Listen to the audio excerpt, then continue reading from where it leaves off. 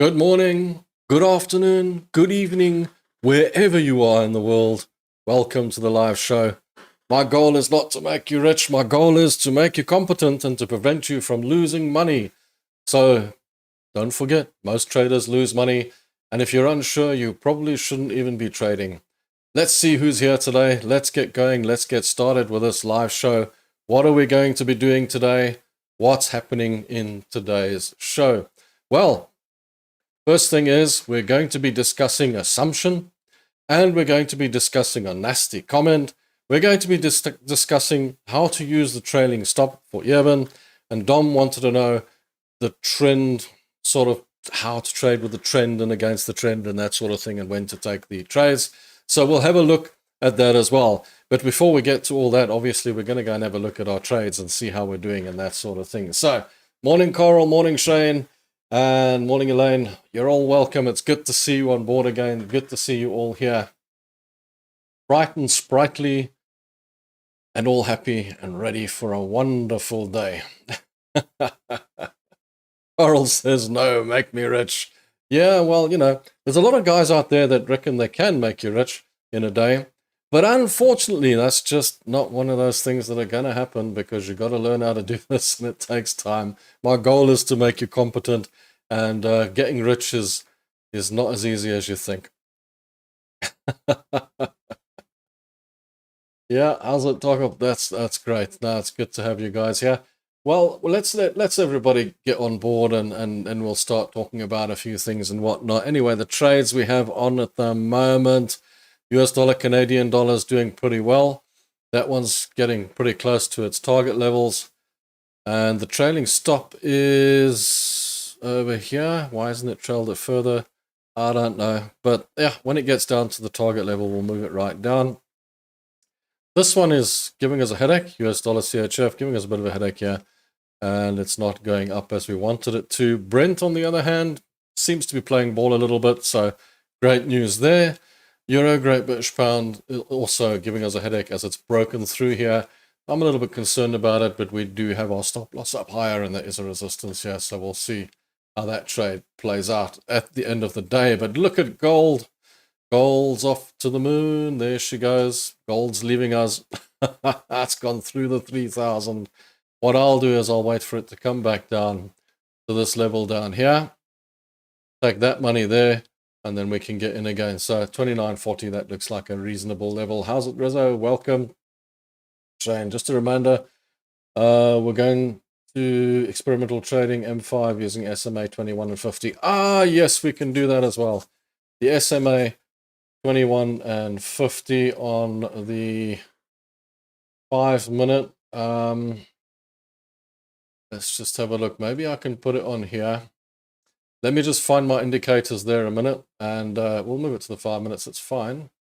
I just got to find my indicators. I don't use this one every day. There we go. More indicators. Simple. Do you want an SMA or an EMA? SMA, okay.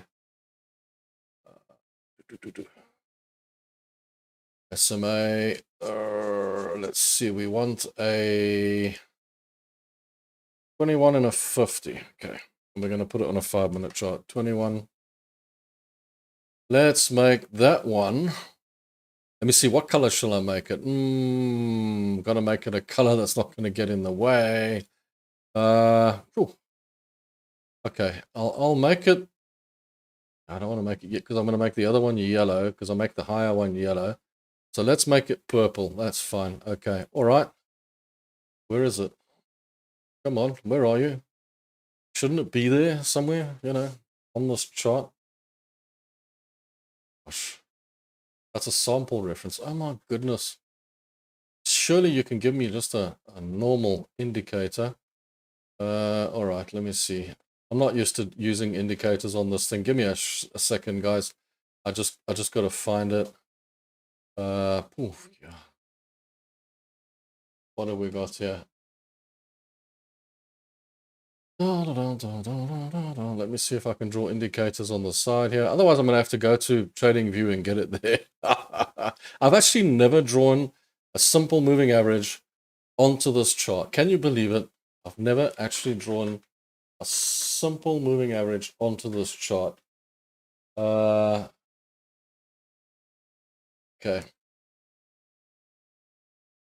So I just got to find out. Dum dum dum dum dum dum dum dum dum dum dum dum dum dum dum dum dum. Sample, sample, sample, sample. What is this rubbish? I don't even know what half of this stuff is. Trend. Simple moving average. There you go. Goodness me. Finding the thing's a bit tricky, isn't it? So you say you want gold 21. Okay, the 21 moving average must be gold. Finally found it. Took me a while, didn't it? Gosh, shows you when you don't use the indicators. And you want the 50 on a blue. Okay. All right. Can I add another one on here as well at the same time? Probably not. All right. Let's just add the 50. Okay. There's the 50, and we'll leave the 50 on a blue. I like the blue, but I'll just make it a little bit darker so we can see it. There's the blue. All right, and then we want this on a 5 minute. 5 minute. Boom, boom, boom, boom, boom. There's your 5 minute chart. And okay, so what you want to do is the blue is the 50, so that's the higher one. So the lower one crosses over, you want to buy, and if it crosses over, you want to sell. So you're waiting for a sell here on this particular 5 minute chart. And gold, that's not going to happen, is it? Probably not. Let's see if there's anything else that might give us a trade. Boom, boom, boom, US 500, that's on its way up. JAP 225, it's already on its way up. But it does go up and down, and we'll see.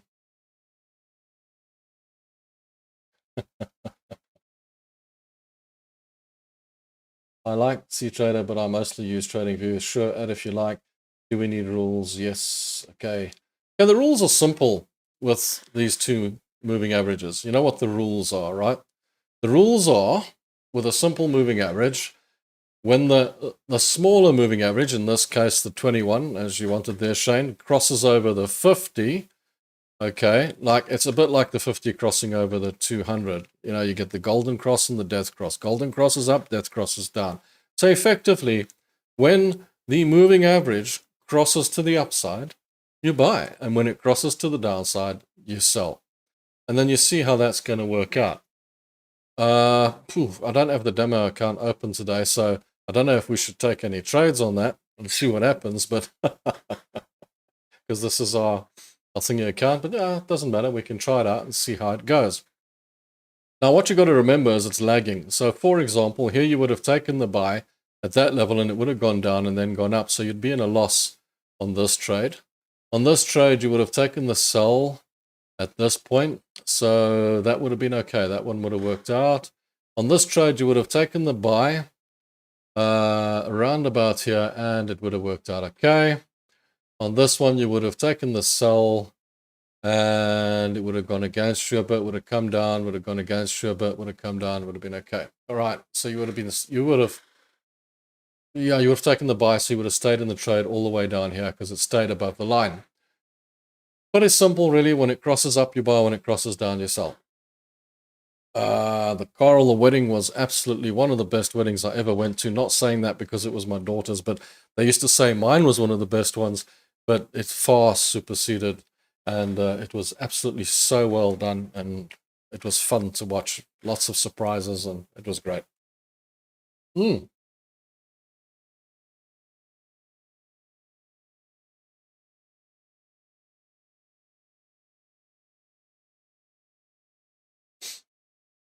No, basically, moving average crossovers work like this because it's simple, and for you as well, Shane.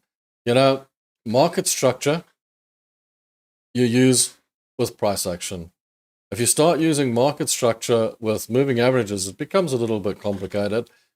Keep it simple. So if you want to trade with moving averages, what you got to do, wait for the moving average to cross over, take the trade. You want to go the other way, wait for the moving average to cross over, take the trade. You're not going to get much market structure from 5-minute charts. Let me tell you something. It's a 5-minute chart. There's no market structure in a 5-minute chart. It's just noise. Lots of noise. So if you want to trade on a 5-minute chart, you're not going to get a lot of market structure on it. So just take the trades on the moving averages. And by the way, every system in the market works. There isn't a system in the market that does not work. Let me be perfectly straight with you guys. There isn't one. Okay, so while I'm busy doing my thing, Shane, you can look around on the charts and see if you can find something that's worth trading on this system based on the simple rule, crossover rule. Okay, I'm going to go back to the normal charts and we're going to have a look at what we're doing on the normal day.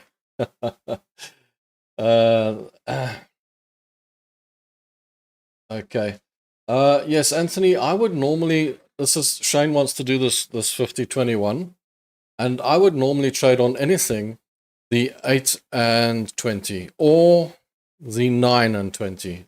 Okay, that will work for me. But Shane wants to try the 21 and 50. You've got a reason for it. Let's have a look and see if there's anything playing out there. Just remember, I think what Anthony's pointing out here, the 21 and 50 is going to be a bit slower, right? Okay. How's it, Greg? Welcome from Brisbane. Good to have you on board again.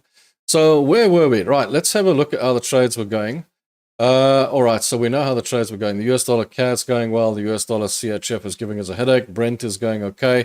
And the Euro Great British Pound has really turned against us. But we'll see what happens with that and see if it continues on in the right direction. So we got those 4 trades going. They're in profit, but we'll see what happens, okay? Now, we are going to discuss a few interesting things today. Do we have everybody on board? I want to see EuroCAD go to 155, then I'm short. What do you think? EuroCAD.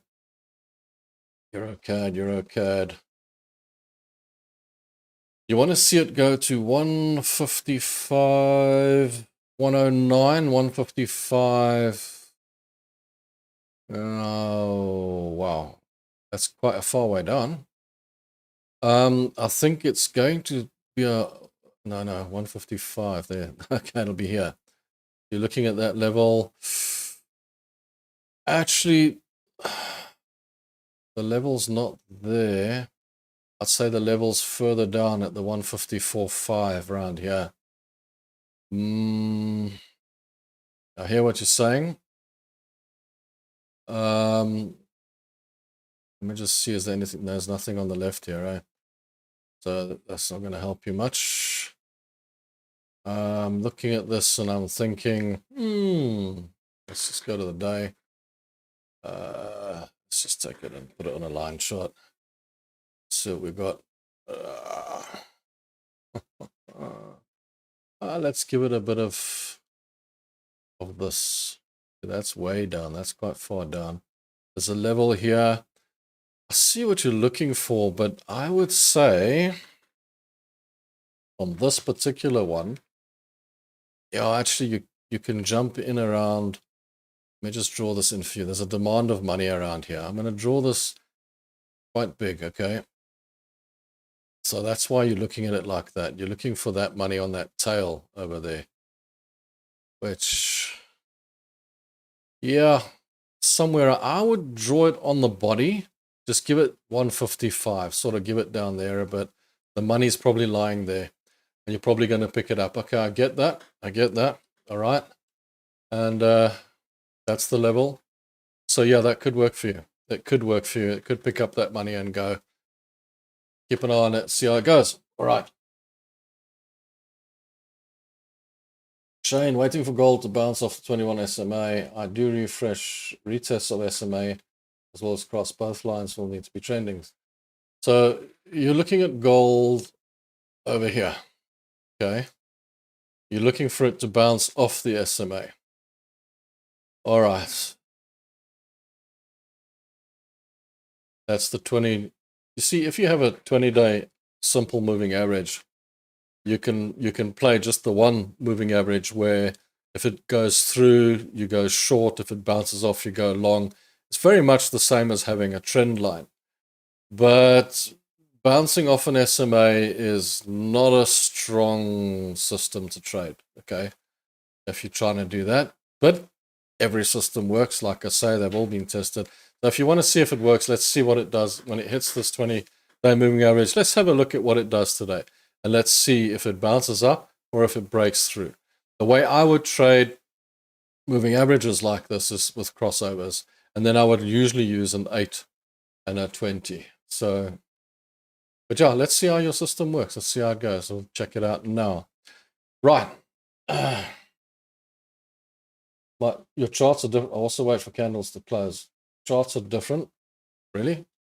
What charts you got, Shane? Because this is just simple, straightforward charts. You know, the trouble with all these different brokers is they've all got different things going on. Yeah, makes it complicated.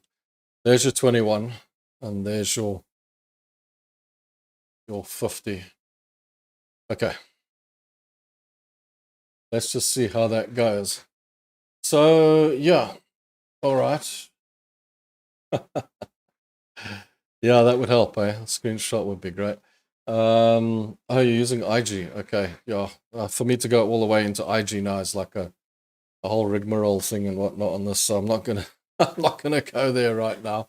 That's gonna be an insane amount of signing in and stuff. Okay, all right. Look, where was I? Yes, assumption is the mother of all evil, and I just want to tell you guys not to assume anything in life. You know, assumption. I see so many people making assumptions on everything, and you can see it in the comments, especially when somebody hasn't, say, watched a whole video, and they assume what I'm going to say next. They assume what's going to happen, and they make assumptions. And they do the same thing on the markets. They make assumptions. For example, I assume that it's going to go that way. You haven't really done any research. You haven't really looked at the chart. You haven't really checked it out. You just make assumptions. And assumptions will get you into a lot of trouble in a lot of areas. So do be careful of assuming that something's going to happen in the market, because 9 times out of 10, when you do that, it's going to do the opposite. It normally does. Yeah, using IG via trading view. Okay, that's interesting.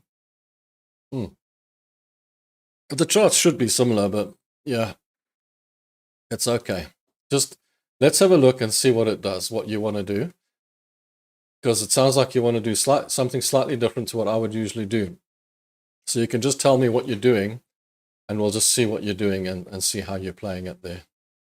And then we'll see how that works out, and then we can have a look at it. So we've got that on the side here. We're having a look, and we're seeing what's going to happen to it, because look at gold on the 4 hour. It's definitely bullish. We're definitely going on the day, on the weekly, on the 4 hour, on the 1 hour. It's definitely bullish. So, okay. So like I said to you guys in the beginning, my goal is not to make you rich.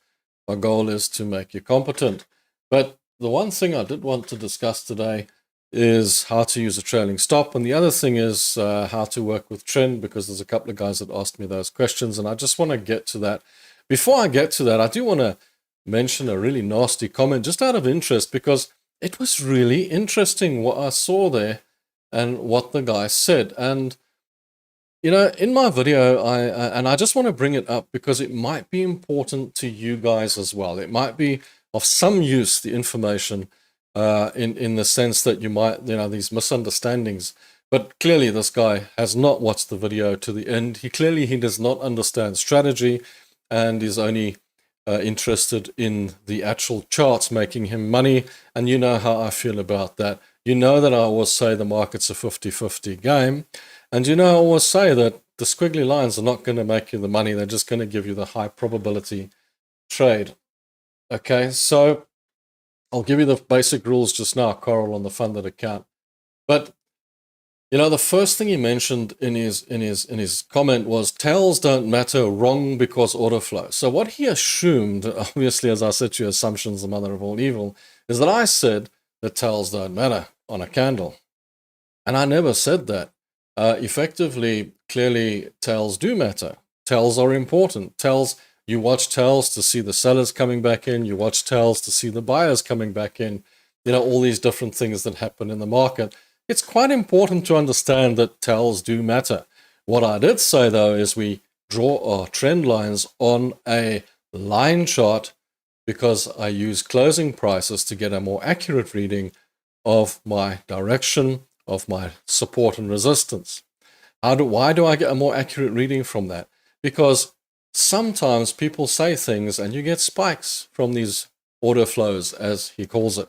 And those spikes will mess you around. They'll knock you out of position. So what we're looking for, this is not an exact science, guys. How many times I've got to say it, the market's subjective, not objective. If you want to go 100% into the point, then you're missing the whole point. Excuse the pun, you're missing the point. So don't get all caught up in exact science, right? You need an idea of where the market's going, where the trend's going. You'll see sometimes I won't even take it to the line chart, and I'll just draw a trend line in and get myself a general idea of where things are, because that's all I need. It's a general area. There's no such thing as a solid line on a chart on the market, because you're dealing with human beings. There's an area. That's why I draw the support and resistance quite thick and the straight lines, because I know it's an area where there's money. It's not an exact spot. There's no such. How does anybody think that there's some robot waiting in the computer to stop you at an exact price? That's just never going to happen. So, you know, that looking at it from that tells me the person who's making the comment really doesn't know what they're talking about in the first place. Then the next part of his comment goes on to say, secret technique, you got to be kidding me. That's the most basic stuff everyone learns within the first week of trading. So, yeah. Okay, secret technique, basic stuff. How naive is that, right? Because I don't see anyone out there making millions. I don't see anyone out there making a fortune with that basic stuff. So in other words, that basic stuff has not been learned properly, or it doesn't work, or something's wrong, because he says it's the most basic stuff. So clearly he must be making millions overnight, because it's, for him, basic stuff. So I always say to people, you know, you call it basic stuff and you can learn trading. Why does everybody think that they can learn trading in a week? You can't.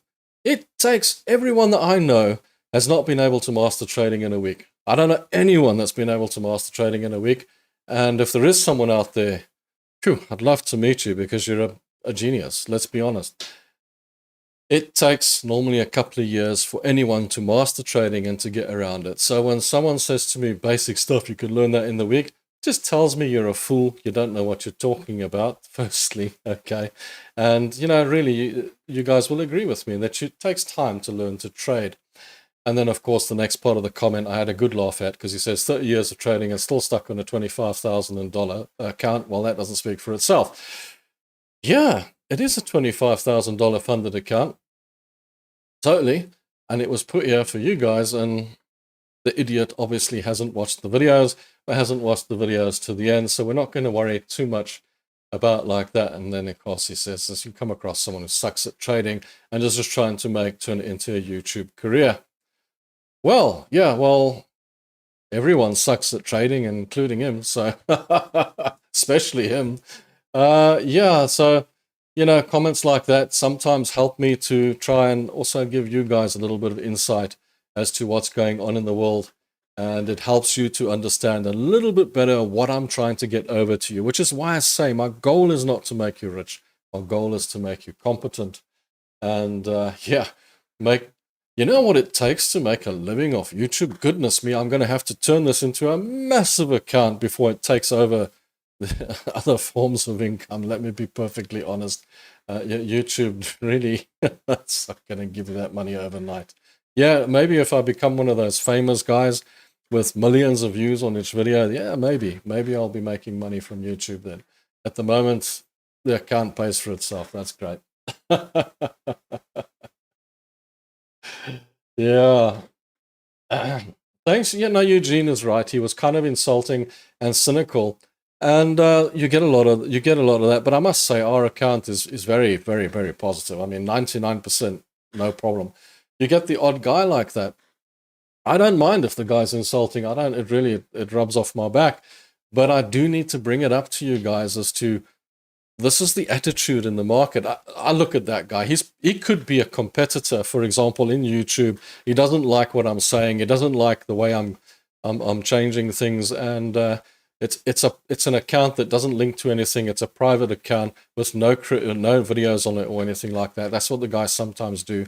They create a backup account and then they say bad things to try and discredit someone else. That's what people are like. I always say, all the guys in YouTube have got something to teach you and some information to give you. And there's nothing bad out there. Most of it's good. But you get these guys that just can't hack it, and then they try and hurt everybody else with their rubbish, and they just don't get it. That's their problem. You get people like that. I don't hold it against them. It's just who they are. There's nothing you can do about it. But I just thought I'd bring that comment up because there's a few things that he said there that just struck home and said to me, the guy's saying these things, but this is clearly a classic example of someone who doesn't understand. A classic example of the person who gets into this, believes all the rubbish, believes all the hype, or is trying to put all the hype out there, and then he or she tries to say things like that, and then people believe them, and then that's actually a big problem. Secret and basics are incompatible in itself. I've been trading for 7 years, profitable in the past year. So you see, Rizzo, you're not alone in this.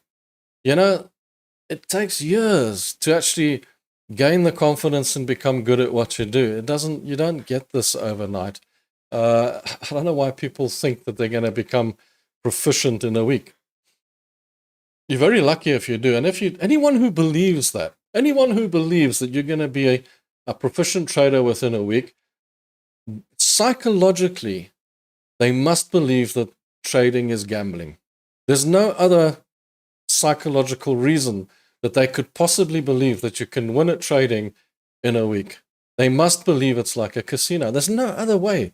There's no other logic behind it. Because if you believe it's a career and you believe it's something you can learn and you can believe it's a job, then you're not going to believe that you're going to learn in a week. You're actually going to want, if you approach it that way, to believe that it's a decent career and it's something worthwhile and something you can learn. Why do people go and become brokers and stand on the Wall Street floors and things like that? Because they think it's some kind of casino. They can do it in a week. No, they do it because it's a career.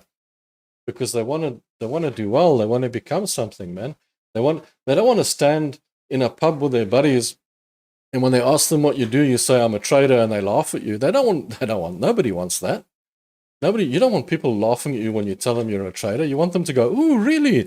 That's an interesting job, It's crazy to see how people think. The psychology behind it is insane, what I see. It's incredible. And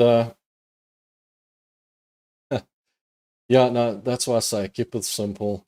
I think also you said that you would demonstrate RSI. Okay, we can demonstrate RSI as well. And didn't I put it on here somewhere? No. Okay, let's put it on this one.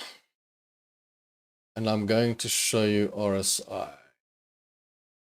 I think it will be on oscillators. Relative strength index. There we go. The relative strength index you just keep as it is. Now, what you'll see with the RSI, I'm just making it smaller so you can see it. Brent crude oil, right. What you'll see with the RSI is you can use it for diversion, for if this is going down and that's going up, something's going wrong, and you can trade it the other way, that sort of thing. But I don't really use it. What you've got to look at with RSI, it's a pretty simple product to use. There's a 70 and a 30 area. If it's above the 70, it's overbought. So anything above there is telling you that it's overbought, and you can look into selling it. Anything below there tells you that it's oversold, and you can look into buying it, generally. But I only use the RSI as a general sort of it gives you an idea of where things are going. What I do with the RSI is I will draw trend lines in, and the trend lines will do the same for me as they do for me on the chart. See here, if you draw a trend line in there, you see where it's broken to the upside, and it's giving me a clear indication that it now wants to go to the upside, and there it is going to the upside over there. So, you know, you can use the RSI for that.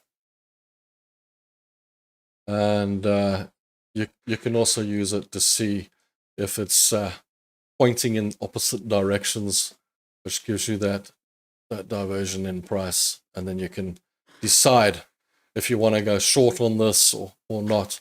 It never works though. It does work, but it doesn't work for me. I find it works on lower time frames, not on the higher time frames mostly. But I don't put this in because it just takes up space, and it's not something I really need. But if you really need it and you really need to look at it before you take a trade, you can just throw it on when you're taking a trade. Ooh, this is on the 1 minute, man. Yo, goodness me. Let's put it on the H4. Okay. So the H4 is a bit more sane here. So you can clearly see it's moving to the upside. It's broken to the upside. The trend is to the upside. The trend is the same as in the price. It's very much the same as in the price. And all it tells you, the RSI, oversold, overbought. And you just know that it's expensive in that area and cheap in that area. But I don't use it to trade with. It just gives me an indication if I ever want to use it, that, okay, at that point, this looks a bit oversold, so maybe it will go up, and there it does, it goes up, okay? At that point, looks a bit expensive, maybe it'll go down. Yep, there it goes down. You see there as well, it's over the 70, quite expensive, and it lines up somewhere here, and then eventually it starts to go down. So if you sort of buy in that area, you know somewhere down the line, it's going to turn around and go back, because it always does. It's almost like trading in a range, because the RSI always works in its range. Just remember though, I've seen these things stay above the line for a really long time. So make sure you've got a lot of cover if you're going to try and trade that way. But no, I don't trade with the RSI as often as possible. I try not to. Okay. Really don't need to. Okay, where were we? I have to show Eben how to use a trailing stop. I did promise him that, and he's going to have to rewatch this video because he can only come later. Otherwise, I'll do it again on Thursday as well. Okay. Boom, boom, boom, boom, boom, boom, boom. Okay, so Shane, you're using a lot of simple moving averages. On this one, you see, is this your gold? Right? Your gold is going through the 21-day moving average, heading towards the 50. Now, the way to trade it, in reality, is to wait for that to turn and cross through the moving average. Then you can trade with an 8 and a 20 as well if you want to trade on moving averages. I don't normally trade on moving averages, so I stay away from them.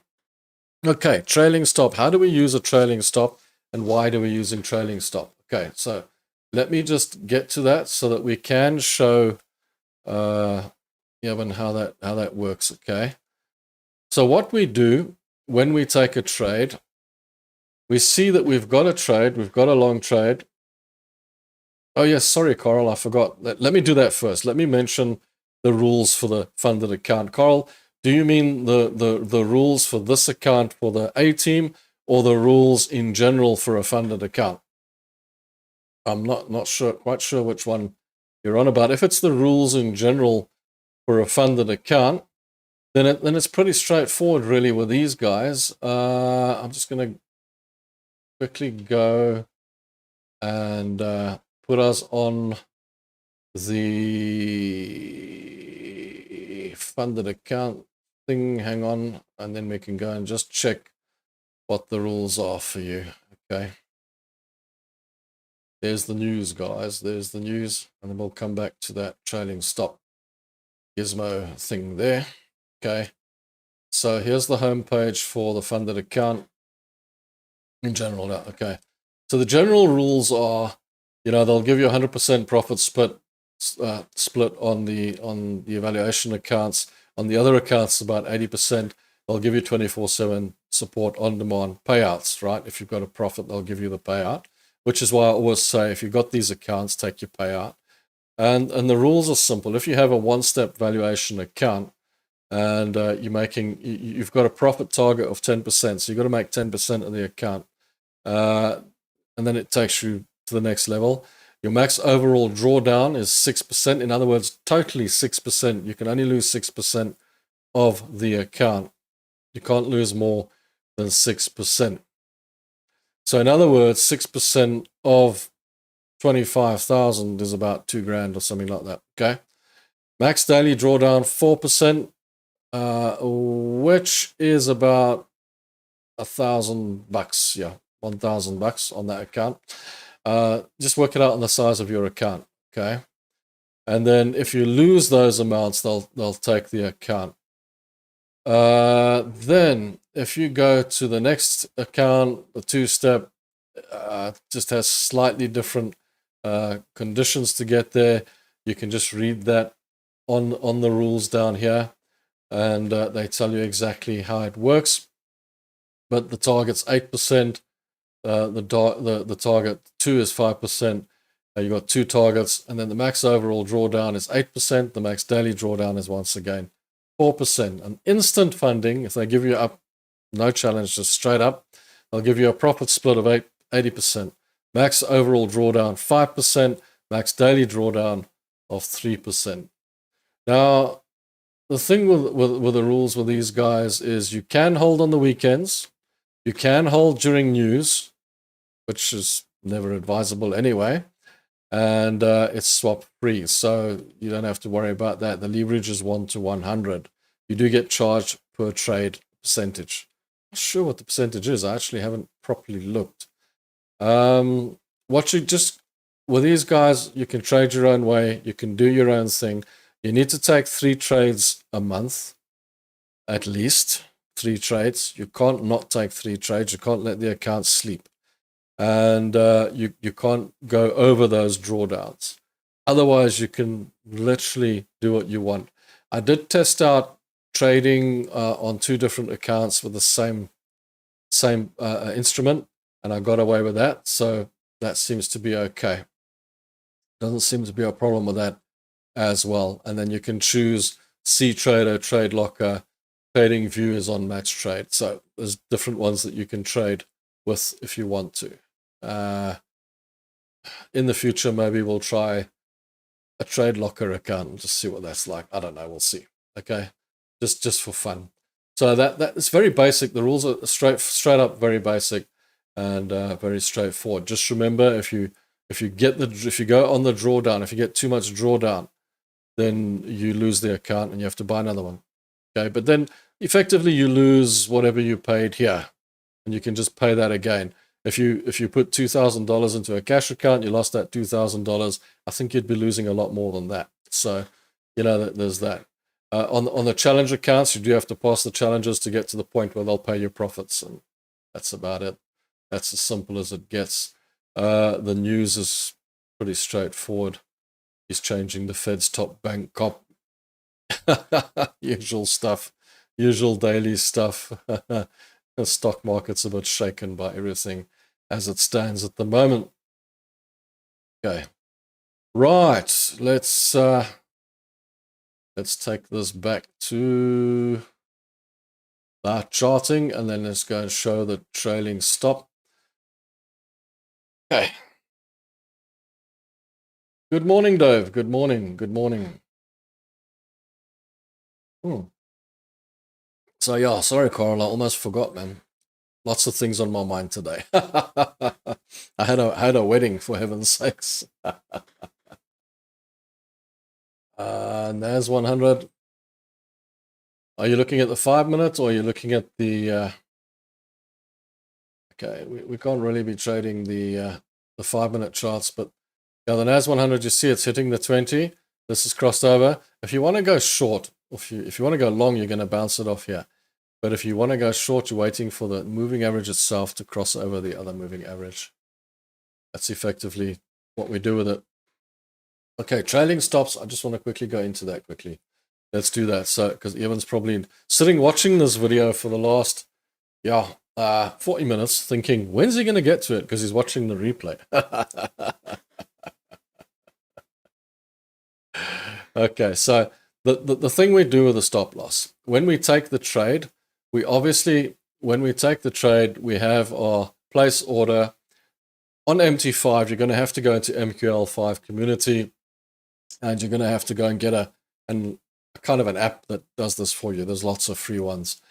But on this particular C-Trader, you can do it here. On TradingView, you can do it. On a number of other platforms, you can do it. For some other unknown reason, MT5 and MT4 is the only ones that you can't really work out your lots with, which is quite irritating. And as I said, I think in the last video, I used to be able, from my company, to have a demo account next to my live account, and then I'd quickly go and work out what my lots were and take it over. And over time, I learned what my lots were anyway, and I just worked according to that.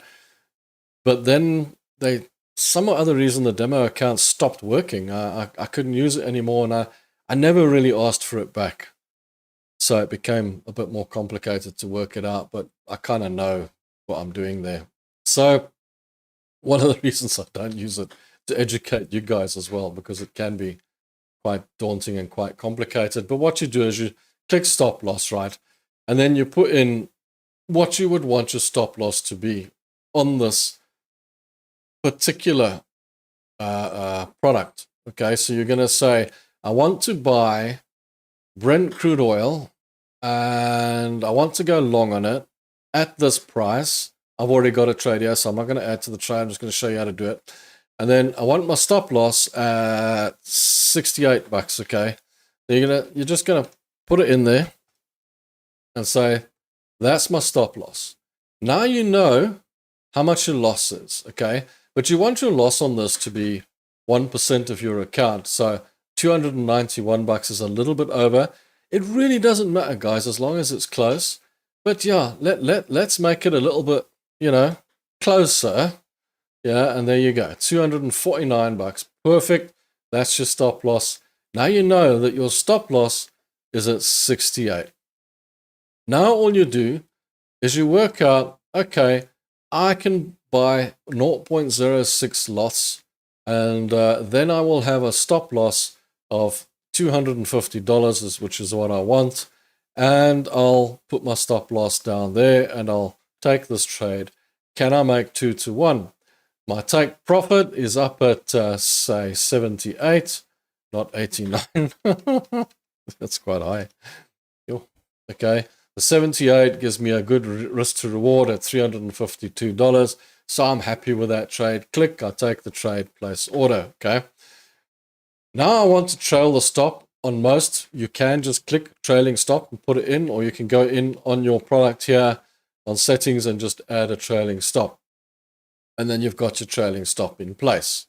But now how do you manage this? How do you manage this trailing stop? Now you've got your trailing stop in place.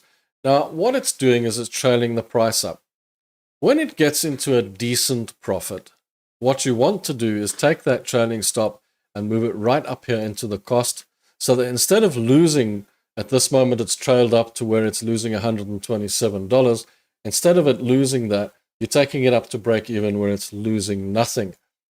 And if you're kind of happy with the profit that you're sitting in, let's say this thing's at 73.50 and I'm quite happy with the profit, then I'll actually take the trailing stop into a nice profit and I'll take it up nice and close to the price up here, so that it follows it really closely. And if it turns around and comes back, it gives me my profit. Other than that, I'm going to leave the gap. I'm going to leave the nice gap between the price and my stop loss, because otherwise it's just going to come and take it out if I want to stay in the trade for as long as possible. And then let the trailing stop follow its way up. Now, you don't have to do this manually. You can do it, automatically. You can do it manually as well. You can move your stop loss as you go if you feel more comfortable doing it that way. But what you do is you basically manually, then you're just moving it up, moving it up, moving it up in stages. What I normally do, like, for example, Brent crude oil is now $66 in profit. So I would wait, because we've got about a 300 or 400 target. I would wait until that's about 150 in profit, maybe more, and then I'll have a look at moving the trailing stop up to cost. So for example, US dollar, Canadian dollar, we should be in a profit on our trailing stop. Our trailing stop is on $97.33 and it's in profit because we're very close to target. We're 191 bucks up. 250 bucks is what we risked. Our trailing stop is now at a point where if it does fly back and go out, we're still going to make $100. That's kind of how it works. This is very much a gut feel as well. If you take the trailing stop up too quickly, we end up with a lot of these. For example, I did it here. I lost on that one. I took the trailing stop up too quickly, and I lost on that one where I took the trailing stop up too quickly. I made profit, but too little profit. These ones were full on losses, so we take that in the chin. But what we're doing here is we're waiting for this to get up to a reasonable level, and then we'll take the trailing stop up to above cost or cost, and then we'll let it trail. And then if it gets close to target, we're going to take up really close, let it come back and take it out. What we should be doing is adding to the trade. But I'm not showing you guys that just yet because that can get really, really complicated. And you need to become proficient at following the stop loss up before you start adding to the trades. And you've got to keep it constant. Like I always tell you guys, system, strategy, and keep the stop loss constant on every trade. Don't try and put bigger ones on ones and smaller ones on the other, because then your strategy is not going to work. It's a business plan. You've got to keep the loss the same on every single trade, and then the profits will eventually figure themselves out.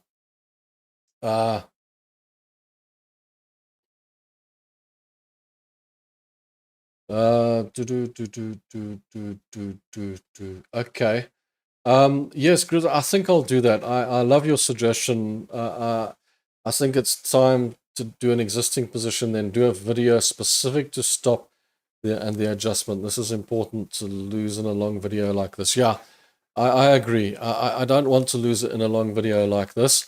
I think I will make another video for Urban particularly, and for all of you guys with regards to this. I do have videos on stop loss, but what I'll do, I'll make a video on the trailing stop loss for you guys, 100%, that just concentrates on this specifically, and hopefully that will give you an idea of what to do.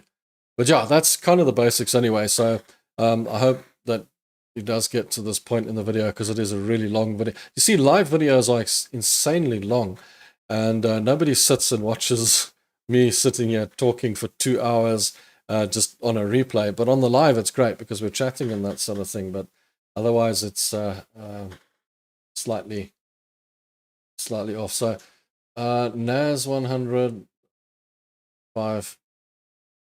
Let me just have a look here. US 100 on the 5.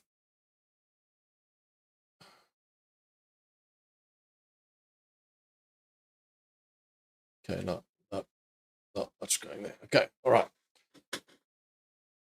Yeah, so we'll do that. We'll definitely do that. We'll definitely make a special video for trailing stop. I think that's quite important.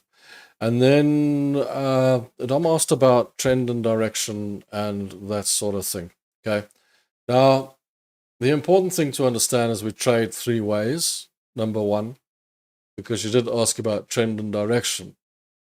Now, the range trading, as you know, is between the 2 levels. In other words, there's your top, there's your bottom, there's your resistance, there's your support, taken from the daily levels. So you've got a resistance, you've got a bottom, it's trading in that range. So what we're doing is effectively cheating in life and knowing that every time it gets to that level, we're going to sell, and every time it gets to that level, we're going to buy. Sounds easy, doesn't it? But here's the thing, it doesn't always happen. Sometimes that happens, and then you're in shock because that happened. But yeah, so what we do is, okay, let me just take this out of here because it's confusing. And I will actually use a different product to show you trend. So there's 3 ways that we trade. You know, we trade with a trend. The trend is your friend. We trade in a range. Range is good. And then we counter trade. The counter trading is when it breaks a level, a trend level, and it goes in the other direction. And Brent actually shows that quite nicely. You trade with a trend that goes down, goes up, goes down, goes up, goes down, goes up, goes down. So all the way down here, you would have been selling Brent because it's going short. So it would have been short, short, short within the trend. But then it broke the trend. There's your trend resistance. You put it in there. And then when it breaks that trend resistance, gives you a nice green candle to the top.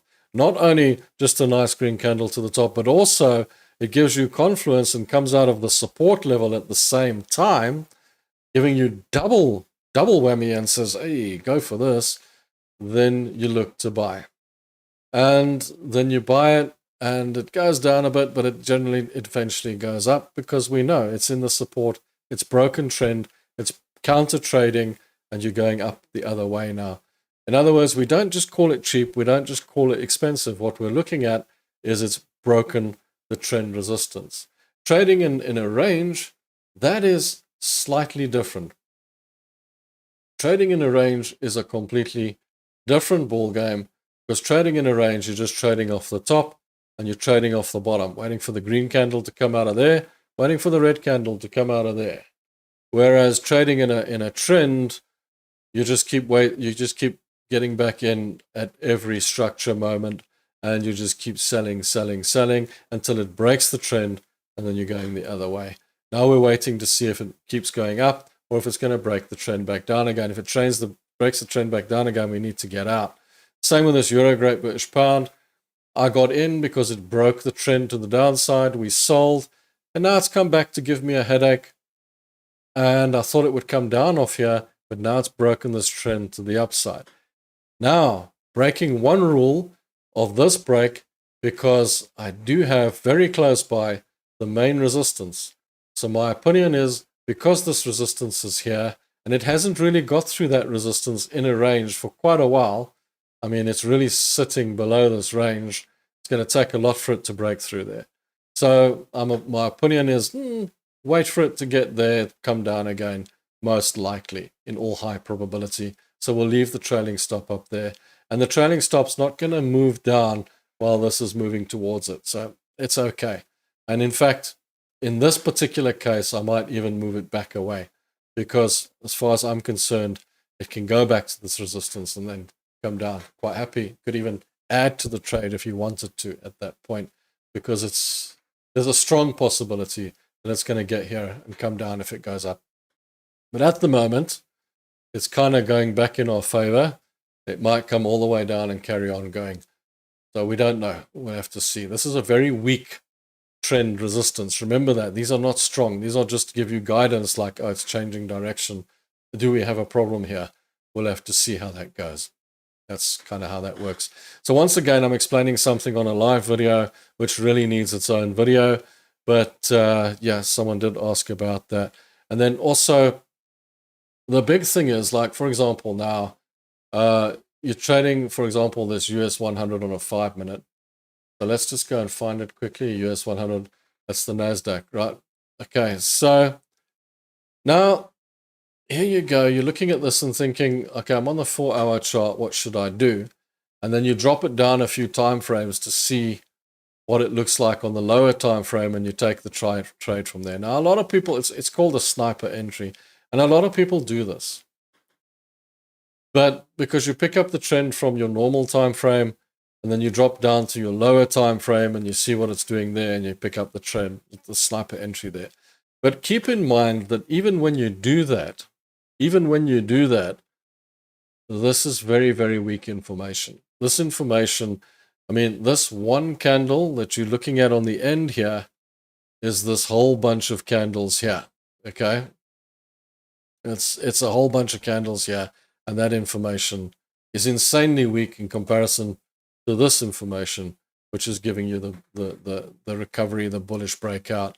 Because this effectively, if you look at it, I'd rather take this information and say, oh, look, it's changed direction, and it looks like it might start going up. Looks fair, and I could draw a few other things in here as well. But on the 5-minute, I really wouldn't be able to do that confidently because look what I'm getting on the 5-minute. On the 5-minute, I'm getting, oh, it's breaking to the downside. So, whereas this is clearly breaking to the upside on the higher time frame, giving you more reliable information on the day. So that's why I generally don't really drop down to the 5-minute. It's not my thing. I have done it in the past, what we call the sniper entry, but I figured out that the information is so weak that it generally doesn't help much.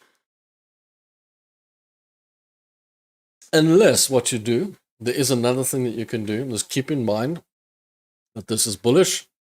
And then when you do go to the 5-minute, say, every single trade that I'm going to take on this 5-minute chart on this particular product is going to be long, because on the higher time frame, it's long, and on the shorter time frame, it's short. This information is unreliable. That information is maybe more reliable over time. So maybe what I should consider doing is waiting for a long trade. And a long trade here is quite simple. If this turns around, goes up and breaks through that 21-day moving average that you're trading with, Shane, then you can basically go long and make money on it. Just remember, these indicators are lagging, and I really don't like using moving averages and RSIs and things like that. But yeah, that's how they work.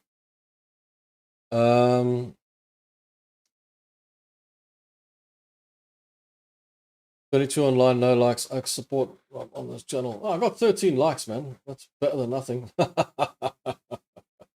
Give us some likes, man. Give us some likes. On a Tuesday, we're not going to get a hell of a lot of people here.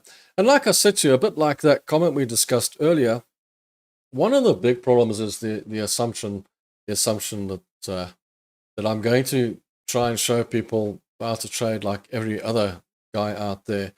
And what I say, most people might not agree with. What I do might not align with what they say.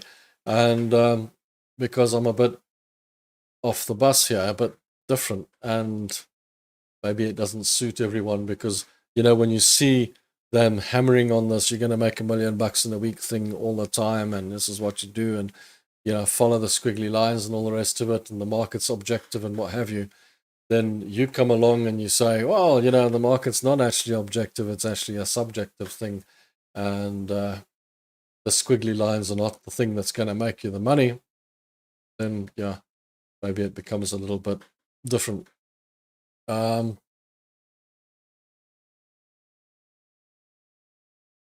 are correct, Shane, in what you say, because the 21 is above the 50, okay? It is still long.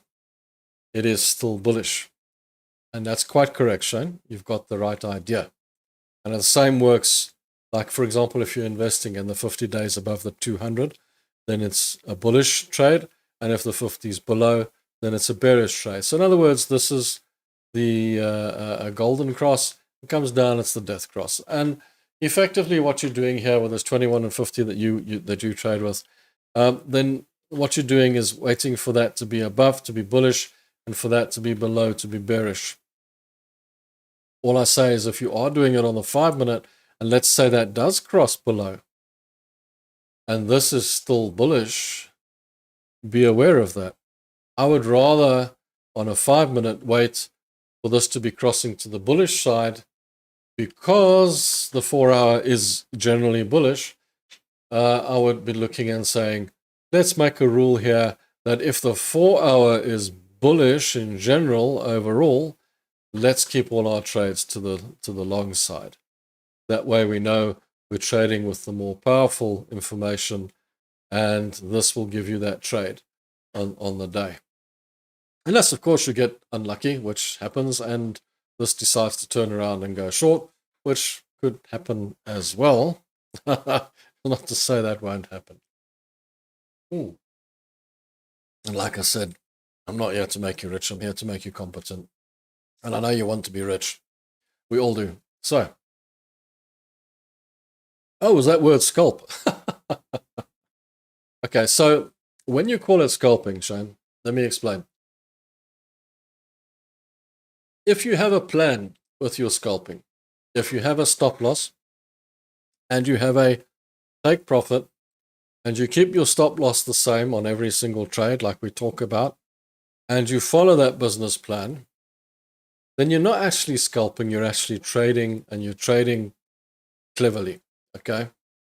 But if you're just taking trades willy-nilly and just buying, selling, buying, selling, buying, selling quickly and trying to make a quick amount of bucks, and you don't really have a target, that's scalping, and then that will come back to hurt you. That will come back to bite you. So do be careful. As long as you are trading with a plan, you will be fine. You'll be okay. If you're following our plan, you'll most likely make money. And if you can handle the amounts, because remember, when you trade these amounts on 5-minute charts, you are also trading with larger amounts of money on smaller amounts of contracts, and those contracts can move quickly because obviously the information, look at the information we've got now. It was over here, it's already going through the 51, it's falling down, but on the 4-hour it's hardly moved. In other words, if you were putting a stop loss on this, it would be way down there. There would be hundreds of points for you to lose $250.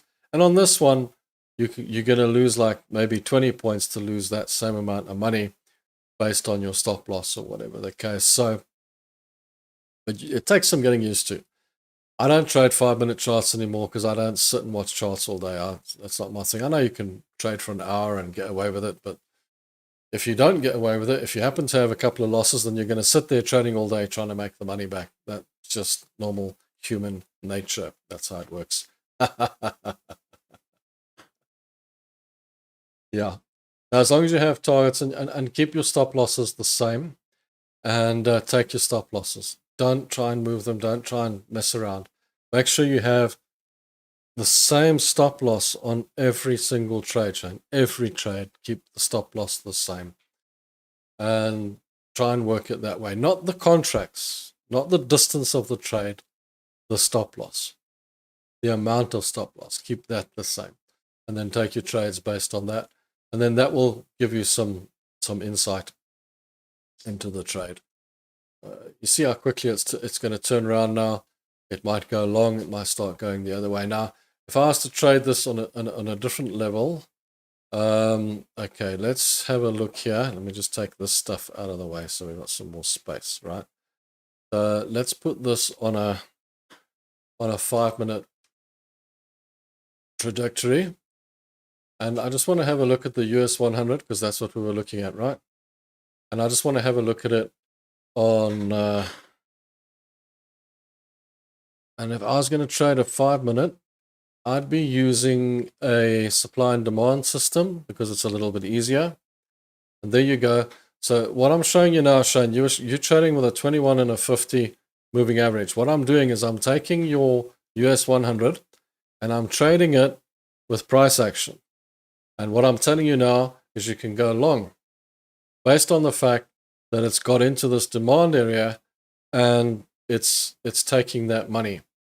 Now, if I look at your system, over here, there's no information whatsoever. It's just a moving average crossover showing that it's bullish. Okay, I think with this system, you probably won't take a trade. Whereas with this system, you might look at taking a trade on a green candle out of this demand area. You'll get a long trade, a nice long trade going to the upside. And it'll take you back up again. On the flip side, you do have a problem, and that is that it's broken this trend, which is down here. It's broken to the downside. On the flip side. Okay. So what it might do then is come out of there, go back up to retest that, and then come down again. That's the trouble with 5 minutes, eh? That's always difficult because you got very unreliable information. But yeah, this is a demand area. Could break through it now. Let's see what it does. Let's see if it breaks through that, or let's see if it stays in there and goes to the upside. This should be a long trade, but it might break to the downside.